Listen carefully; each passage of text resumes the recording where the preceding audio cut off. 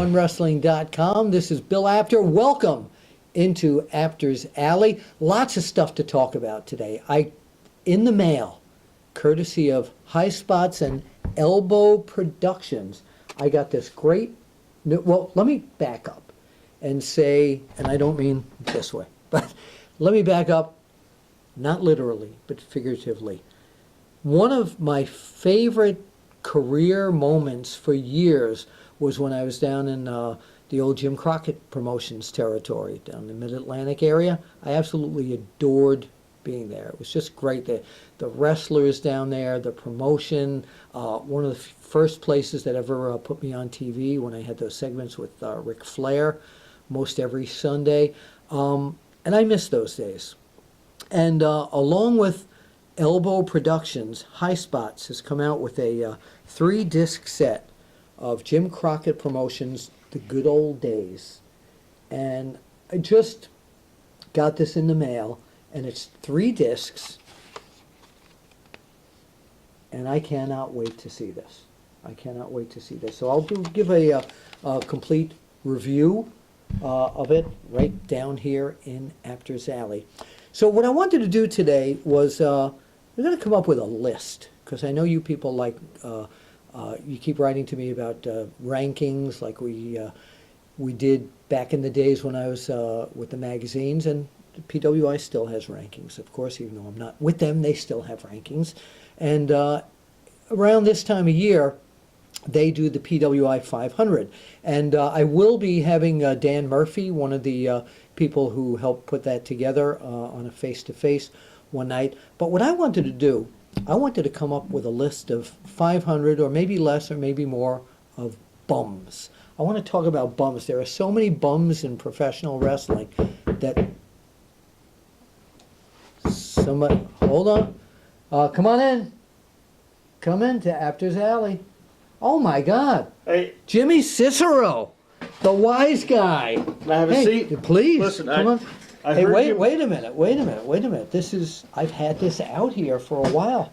Help Wiseguy Body Slam Autism. Perfect. And I'm so glad that you have that out there. Yeah, really. But I heard you talking about bums, and my ears started burning because, of course, I was a career... Wait a minute. You were passing by here, and Lexi, my dog, led you? Yes.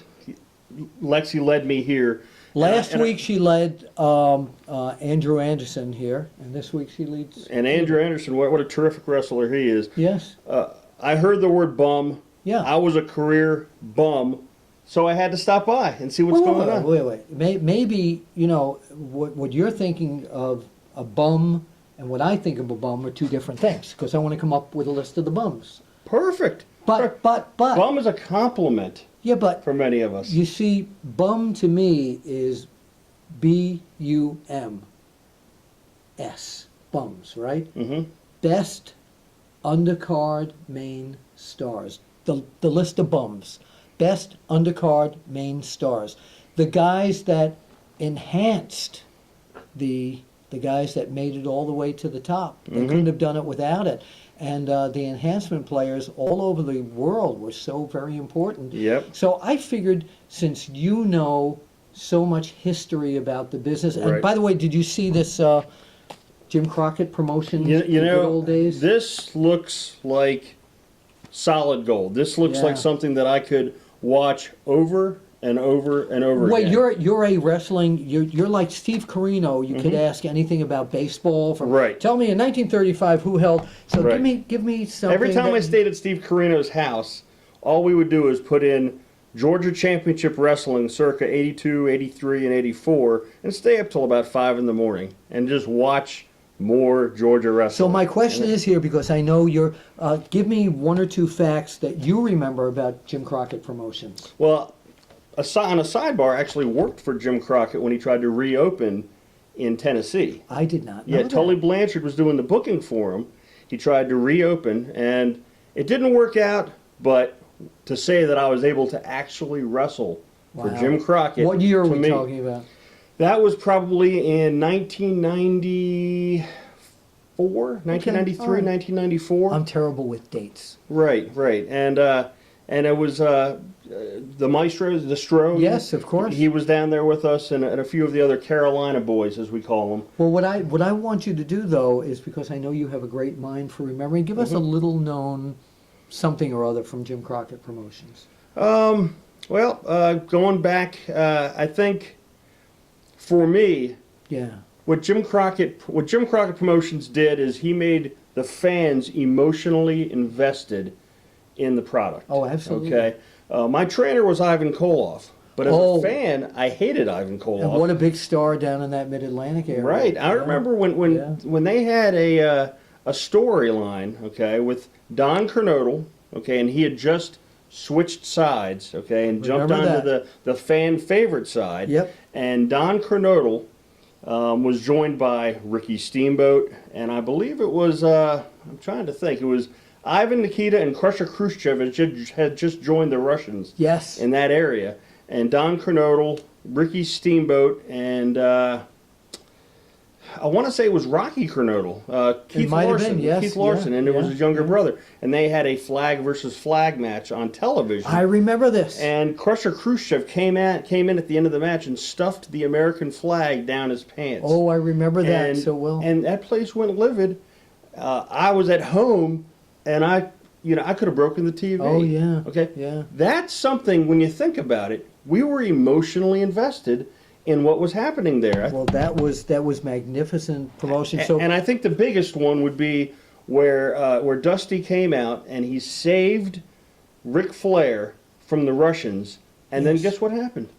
Ole Anderson, Arn Anderson, Yep. then they came in, and that was I think that probably can go down as the worst double cross in the history of wrestling. So really, there were a lot of them.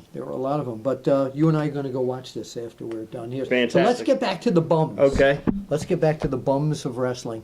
So let's say we had a list of the top 10 best undercard main stars, the bums of wrestling, going from 10 until 1 today. Okay, and then next time you drop into Apter's Alley, you're welcome here anytime. We'll come up with another 10.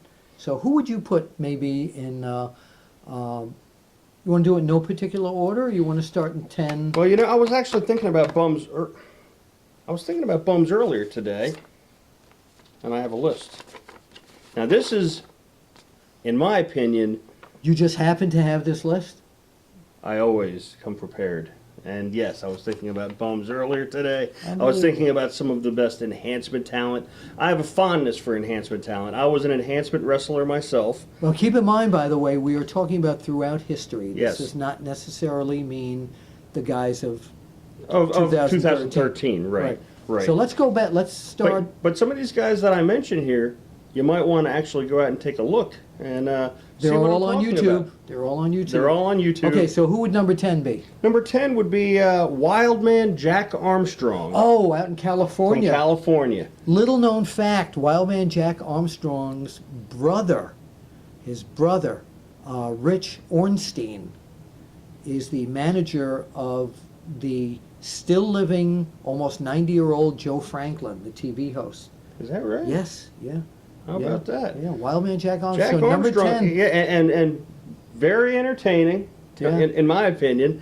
My friends and I used to love watching California. It probably was the From most, the Olympic Auditorium. Yes, it might have been California Championship Wrestling. Might have been some of the most unrefined, unfinished product that you would see as far as wrestling. But boy, was it entertaining. All right, let's go to number 9. Number 9. Jack Armstrong. From the AWA, Jake, the Milkman Milliman. What an excellent bum. Yes. Really. He put over some of the greatest stars in the AWA. He did. And then he actually got slipped over himself once on Colonel De Beers. I believe. Correct. Yeah, Correct. Yeah. And De Beers was livid. I remember that. Yes, yes. That was on one of the ESPN Classics just several weeks ago. I think Vern was on Slim Pickings at that time for Yeah, the AWA. yeah. But, Jake Milliman developed a following. He and this did. is a guy who was probably 5'5" and maybe weighed, I don't know, almost close to 300 pounds. He could have been a mulkey. Right. But you know what? The fact that I'm talking about him now in 2013 tells you that this guy left an imprint. Okay, number 8 Number bum. 8. Number 8. I'm not scared of nobody, and I get in that ring at any time. Frank Williams. Yeah, oh, I remember him back in the days when I first started at shooting pictures at Madison Square Garden on the ring. He was beaten up by every main event guy. Every main and event on guy. TV. And then, of course, he's famous for that Piper's Pit. Yes. When Roddy Piper was classic. But you know what? Piper owes a big thank you to Frank Williams for what he did. Without that bum, that scenario never would have worked as well. Number 7. Number 7. Jim Backlund, who went on to become Jimmy Del Rey. Yes, one of the heavenly bodies. When Jim Backlund was in Florida, he may have weighed 160 pounds. They would give him a back body drop, and he would literally do a 360 in the air. But when I watched him, and knowing what I know now, Jim Backlund would literally die for you in the ring. He made some of those superstars in Florida look larger than life, and as a result, he made my top 10 list. All right, number 6. Number 6 is Ali Bey the Turk from Southwest Championship Wrestling. Oh, the old Joe Blanchard promotion. Yes, the old Joe Blanchard promotion. For some reason, you would have the Sheep Herders and Tully Blanchard and Bob Sweetan, and then every week you'd have a repeat match or a rematch of Ali Bey the Turk and Coco Samoa. I don't know why these two I don't either, but every week. And they knew each other so well. Yes, and Ali Bey the Turk was always entertaining to me. Yeah. Going on down. Do you remember the chants, Turk is a jerk? Do you remember that? I don't know if I remember that or not. Some of the fans used to do that. Okay, number 5. Number We're halfway 5. to the number 1 position. Number 5 is someone that I think a lot of you guys, and you know what? He was a big part of this promotion here as well. Jim Crockett Promotions. Mike Jackson, the Alabama Junior Heavyweight Champion. I want to tell you something. I saw Mike Jackson perform a few years ago at a card promoted by Wrestle Reunion, and I have got to tell you that I don't know how old he is now. He's probably 60, maybe a little above 60, probably. And he still works like he's 25 years old. I'm not He's surprised. Incredible. I'm not surprised. He's incredible. One of the great bums. Remember, best undercard main stars of all time. I used to every time he would be in the ring. Gordon Soley would say, "And in the ring, your Alabama Junior Heavyweight Champion Mike Jackson," and I would immediately turn and watch because I knew he would have a great match. Me too. And Gordon after that would say, "Indeed." Indeed. Anyway, number 4. Number 4, S.D. Jones. Oh, S.D. Jones was a classic. Again, one of the first guys I ever photographed in the ring, but he was always beaten up by the best. He was, but you know, he would always. You knew when S.D. Jones would rub his head that he's getting fired up. Okay. Now, it usually didn't last too long, and he'd get cut back off, but you always had that little bit of hope. Yeah. Yes, and sometimes you'd be, slid in with a tag match with Rocky Johnson and Tony Atlas, and you'd think maybe this is the time, but. See, that always happened when I was a kid watching the matches. Antonino Rocca always teamed with Miguel Perez, and Rocca was never pinned. Miguel Perez was the S.D. Jones. He always took the fall. Right. Anyway, number 8. We lost. Or number 3. No, number 3. Number yes. 3. Okay, number 3 is he was a bum when he was with World Championship Wrestling. And I'm talking about the Hustler, Rip Rogers. Oh, what? And not only was he he was an extraordinary bum because he, along with was it Brenda Britton, I believe? Miss Brenda Britton, and he teamed with Ted Oates. He did, but what few people know is he was one of the great trainers of all time, and I think he's still training wrestlers. Yeah, he was many times he would be in the ring, and he was by far the superior wrestler. But he took his job seriously, and he was a professional. Technical glitch there with our videography. So we were going to number 3. Number 3. Now number 4 was. We had S.D. Jones. We had Rip Rogers. Now we have 2 left. Okay, 2 left. So number 2 now.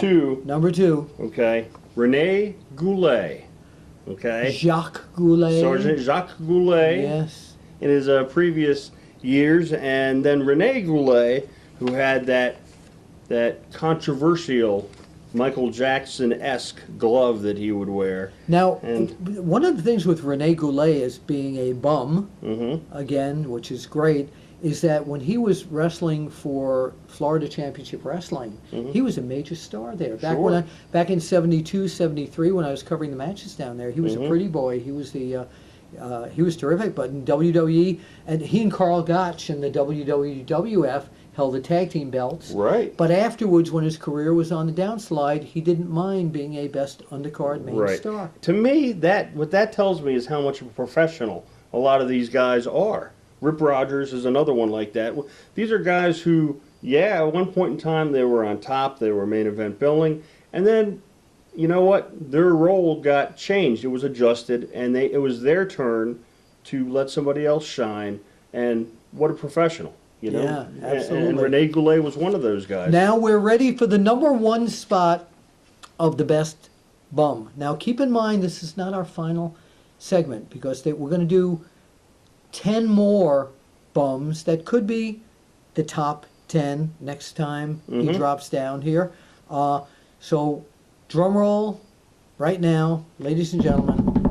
The #1 in this particular segment, bum, is... The #1 bum is actually two bums. You know them and you love them, the Mulkey brothers. I had a feeling you were going there. I interviewed them down at Awesome Wrestling Entertainment several years ago, and they were still great. But you talk about bums that had a following. They had a huge following. When they beat the Ding Dongs, okay, it made shockwaves in the wrestling industry. Now I don't agree with you here. I think the #1 position should have gone to the Ding Dongs. Although the Mulkeys did wrestle more often than the Ding Dongs. But what about the Thunderfoots? Well, the Thunderfoots were a pretty prevalent team back in those days as well. They were. I took the Mulkeys because we saw them week in and week out. We did. Just get demolished, and yet they would show back up in Atlanta the following week to take it again and to take it again. And you thought, these guys, they don't stand a chance. And then one magical weekend, they pull it out. They pull out that victory. And, hey, you know what? But yeah, and they were definitely probably the king of the hill, the top of the bums. Sure. But I could go on and on. So we will on another segment, but right now it's homework time, okay?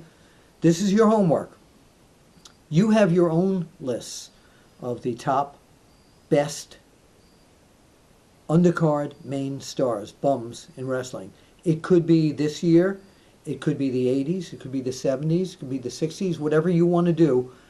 Right underneath here on YouTube and OneWrestling.com, send us your lists and we will read some of them on our next segment here. Absolutely. Or you can email them to me, even better, because that way I can print them out. We can read them all here. Email to Apter. There's no N in it. It's BAPTER at OneWrestling.com. And that's the #1, not the word. Apter at OneWrestling.com.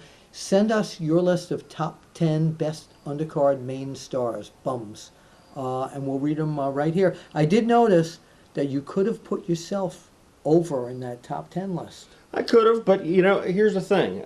I wrestled for 21 years, and I was a journeyman. That was probably the label I'll give myself. A wise guy. Yes. Well, the time that I did wrestle for WWE, for USWA, and for ECW, I was a bum. That was my job was as a mid-level guy who was a journeyman. Okay, but I'm a fan now. Okay, I was a fan before, and I'm now I no longer am active, and I'm a fan again, and. I'm not trying to put myself over. I want to give. This is great. I want to pay homage to some of the greatest mid-level enhancement bums that are out there, because to me, this business, this sport, couldn't possibly exist without them. Without them. And by the way, as you know, I cannot tell a lie. I did call him earlier today and say, come up with this list, and if you're in the neighborhood, knock on the door. So that's how he had the list. They just happened to have the list. Don't forget also, where can people get in touch with you regarding your battle against autism? You can reach me on Facebook under my real name, which is Matt Bowman, MattBowman. Shocker. Of course, I wrestled as Wiseguy Jimmy Cicero for 21 years. You can reach me there, or you can reach me on my email address, which is wiseguy44@gmail.com. All right. And you can reach me if you want to more information on battling autism. If you are someone who faces autism in your family and you just want someone to talk to, or want some advice or anything, or He's if you the just man. or if you just want to talk wrestling or anything like that, I answer all emails, and I'd love to hear from you. He's onewrestling.com friendly. And don't forget, once again, go to highspots.com and pick up a copy of Absolutely. this Jim Crockett Promotions, Great. The Good Old Days, and they certainly were. For Wiseguy Jimmy Cicero, Matt Bowman, Bill Apter, thanks for tuning in, and we will see you got to point at that camera, At the matches. matches.